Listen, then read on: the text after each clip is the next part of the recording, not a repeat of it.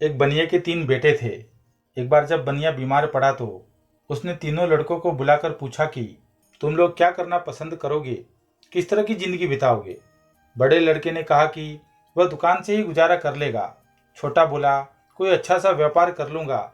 लल्लू जो कि सबसे छोटा था बोला मैं तो चोरी करूंगा। एक बार कहीं तगड़ा हाथ पड़ जाए तो वर्षों तक कुछ करने की जरूरत नहीं पड़ेगी। उसकी बात सुनकर बनिया को बहुत दुख हुआ। बोला बेटे चोरी करना आसान काम नहीं है, पकड़े गए तो मार मार कर भुर्ता बना दिया जाता है। उसके लिए अक्ल की बड़ी जरूरत है। लड़का बोला इतनी अक्ल तो मुझ में है, चाहे तो इम्तिहान ले सकते हो। बनिया ने कहा तो तुम्हें दिल्ली जाकर अकबर बादशाह का घोड़ा चुराना होगा, जिसे पिछले दिनों काबुल से मंगाया गया है। यदि एक हफ्ते के अंदर तुम घोड़े को ले आए तो मुझे विश्वास हो जाएगा कि तुम में अक्ल की कमी नहीं है। अच्छा कहकर लड़का उसी वक्त दिल्ली की ओर चल पड़ा। दिल्ली पहुंचकर पाया कि शहर के चारों तरफ कड़ा पहरा है। वह बाहर सड़क पर रुक गया और सोचने लगा कैसे अंदर चला जाए। कुछ देर बाद उसने एक नाई को आते देखा। पास आने पर पूछा भाई कहाँ जा रहे हो। नाई ने बताया कि वह रोज हजामत करने शहर जाता है, यही उसका धंधा है। पूछा तुम कौन हो। लड़का बोला कि मुझे जानीराम कहते हैं और मैं भी शहर में जाना चाहता हूँ। नाई ने बताया कि शहर के अंदर वही आदमी जा सकता है जो कुछ काम करता हो, फालतू आदमी को शहर में नहीं घुसने दिया जाता। सुनकर जानीराम सोचने लगा कैसे शहर में घुसा जाए। नाई से वह बोला अच्छा भाई मैं वापस ही लौट जाऊंगा, लेकिन मेरी हजामत तो बनाते जाओ। नाई ने उसकी बात मान ली। बोला बैठ जाओ। जानीराम बैठ गया, किंतु पानी न होने के कारण हजामत कैसे बनती। तभी जानीराम ने दूर एक तालाब की ओर इशारा किया और बोला वहां से कटोरी में पानी भर लाओ, तभी हजामत बनेगी। नाई ने अपनी पेटी वहीं रख दी और पानी लेने चला गया। अब क्या था, जानीराम ने पेटी को कंधे पर लटकाया और अपने को नाई बताकर तेजी से शहर के अंदर घुस गया। शहर पहुंचकर वह एक भटियारी के पास रहने लगा। धीरे धीरे उसने भटियारी को काबू में कर लिया। उससे बोला अगर तू होशियारी से मेरा काम करती रहोगी तो तुझे रोज एक असरफी दूंगा। भटियारी राजी हो गई। जानीराम ने बताया कि आज से मेरा नाम जानी चोर है, किसी को पता नहीं चलना चाहिए कि जानी चोर कहाँ रहता है। अगले दिन उसने एक पर्चा लिखकर बुढ़िया को दिया कि उसे ले जाकर दरबार में डाल दे। पर्चे में लिखा था बादशाह सलामत, जानी चोर इस शहर में आ चुका है, वह आपके काबुली घोड़े को चुरा लेगा। बुढ़िया ने वह पर्चा अपने तोते को दिया और तोता उसी वक्त पर्चे को दरबार में डाल आया। बादशाह ने पर्चा पढ़ा तो चकित रह गया। जानी चोर की यह हिम्मत, ससुरे को घोड़े की पूंछ से बंधवा ना दिया तो कहना। बादशाह ने ऐलान कर दिया कि आज रात को जो हमारे घोड़े की रखवाली करेगा उसे 500 रुपये इनाम में दिए जाएंगे। सुनकर एक लालची सुनार दरबार में पहुंचा और घोड़े की रखवाली करने का काम ले लिया। बुढ़िया से जानी चोर को जब मालूम हुआ कि सुनार ने घोड़े की रखवाली की जिम्मेदारी ली है तो उसने बुढ़िया से पूछा सुनार के घर में और कौन कौन है। बुढ़िया ने बताया कि उसके माता पिता, भाई बहन सभी है। उसका एक लड़का जवान है जो नौकरी करने प्रदेश गया है और कई वर्षों से घर नहीं लौटा। जानी चोर खुश होकर बुढ़िया से बोला कि अब काम बन जाएगा, तुम लोहा, पीतल और गिलट के कुछ टुकड़ों को जमा कर उसकी एक पोटली बना ले, बाहर से सुंदर रेशमी कपड़े में लपेट देना। बुढ़िया ने वैसा ही किया। शाम के वक्त जानी चोर ने पोटली बगल में रखी और सुनार के घर जा पहुंचा। घर पर उस रात सुनार की घरवाली और उसके लड़की की बहू थी। जानी चोर ने दरवाजा खटखटाया और माँ को पुकारा। सुनार की घरवाली बुढ़िया हो चुकी थी, आंखों से साफ साफ दिखता न था। आवाज सुनते ही उठ बैठी, बहू को भी जगा दिया। अरे मेरा सुमेर आ गया, बहू उठ, देखो तो इतने दिनों के बाद सुमेर लौटा है। बहू भी उठ खड़ी हुई। माँ ने बेटे को गले लगाया, बोली अब तो तेरी आवाज, रंग रूप सब कुछ बदल गया है मेरे लाल। हाँ माँ, 12 वर्ष में तो तुम भी बदली बदली सी लग रही हो। पास ही बहू घूंघट काढ़े खड़ी थी। जानी चोर ने पिता के बारे में पूछा। मालूम हुआ कि वे आज पहरे पर गए हैं। शहर में जानी चोर आया है, वह बादशाह के घोड़े को चुराना चाहता है। रात में बहू ने बढ़िया खाना बनाकर उसे खिलाया। माँ अपने कमरे में सो गई। वह भी बहू के साथ कोठे पर जा पहुंचा। देर तक उन दोनों में बातचीत होती रही। अंत में बहू ने पूछा अपने माता पिता के लिए तुम बहुत सा रुपया कमाकर लाए हो, मेरे लिए भी कुछ लाए हो। जानी चोर मुस्कुराया और पोटली को खनकाता हुआ बोला यह देखो, इस बार तुम्हारे लिए बहुत कुछ लाया हूँ, उन चीजों से भी बढ़कर है जो कि तुम अपने मायके से लाई हो। जरा लाना तो उन चीजों को, इनके मुकाबले की है भी या नहीं। बहू प्रसन्न हुई, अपने सारे जेवर लाकर रख दिए। तभी उसे याद आया, बोली, अपना 9 लखा हार तो मैं लाई नहीं, वह दूसरे कोठे पर रखा है, ठहरो उसे भी लेकर आती हूँ, कहकर वह दूसरे कोठे पर जा पहुंची। जाने चोर ने सोचा कि भगवान ने उसे अच्छा मौका दिया है, इसे खोना नहीं चाहिए। उसने संदूकची उठाई और 4 दीवार से कूदकर चंपत हो गया। सारा जेवर लाकर उसने भटियारी को सौंप दिया। अगले दिन घर लौटने पर जब सुनार को इस बात का पता चला तो उसकी बोलती बंद हो गई। कहा 500 के इनाम मिलने की खुशी थी और कहा हजारों की चपत पड़ गई।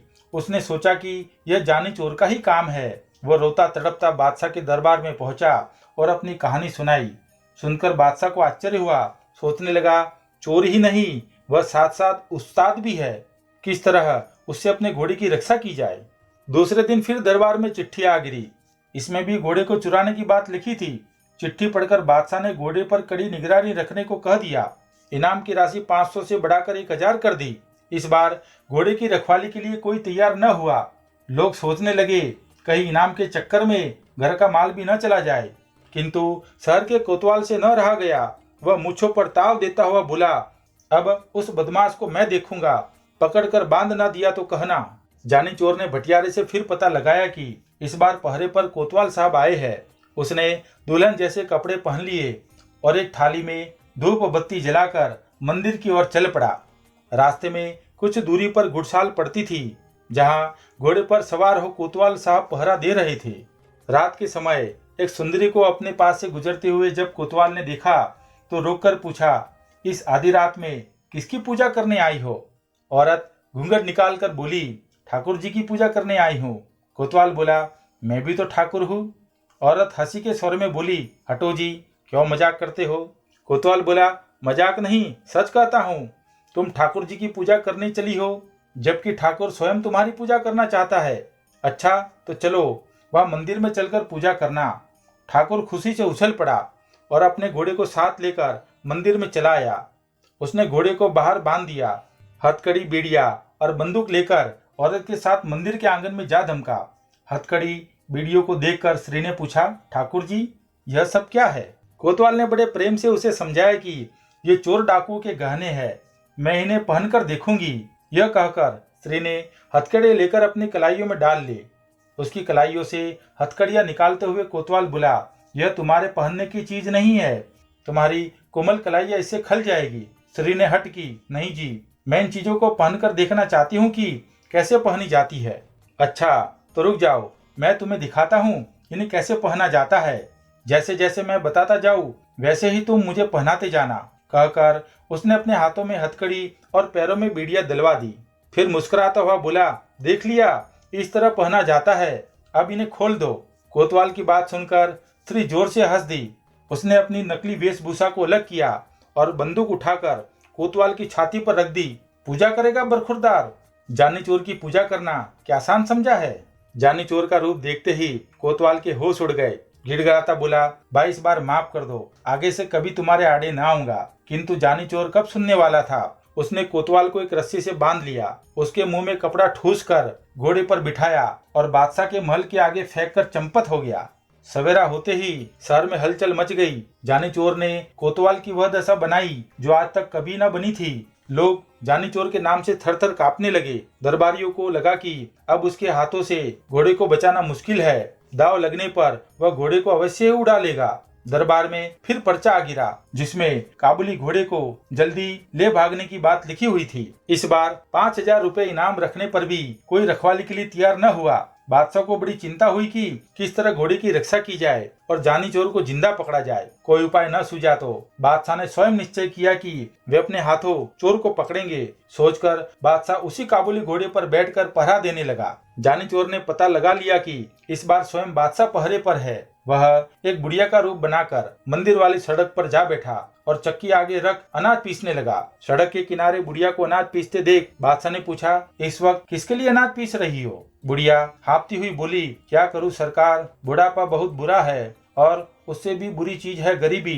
दिन में मोहल्ले के बच्चे पगली कहकर चिढ़ाते हैं, इसलिए रात में यहाँ आकर काम करती हूँ। अभी अभी एक सिपाही आया था, पीसने के लिए गेहूं दे गया है, अभी आकर ले जाएगा। सुनकर बादशाह घोड़े से उतर पड़ा। पूछा, क्या नाम था उस सिपाही का? बुढ़िया ने माथे से पसीना पोंछा बोली, नाम तो सरकार वह जानी जानी कुछ बता रहा था। बादशाह को विश्वास हो गया कि वही जानी चोर है। उसने बुढ़िया से पूछा, वह कितनी देर में लौट कर आएगा? आता ही होगा सरकार। बादशाह ने सोचा, चोर को पकड़ने का इससे अच्छा मौका नहीं मिलेगा। वह बुढ़िया से बोला, तू मेरे कपड़े पहन ले और मुझे अपने कपड़े दे ताकि मैं उसे पकड़ लूं। वह सिपाही नहीं चोर है, मैं उसे पकड़कर बादशाह के पास ले जाऊंगा। बादशाह ने अपने कपड़े पहनाकर उसे मंदिर के आंगन में भेज दिया। साथ ही अपना काबुली घोड़ा भी उसके हवाले कर दिया। स्वयं उसने बुढ़िया के फटे पुराने कपड़े पहन लिए और सड़क के किनारे बैठकर चक्की घुमाने लगा।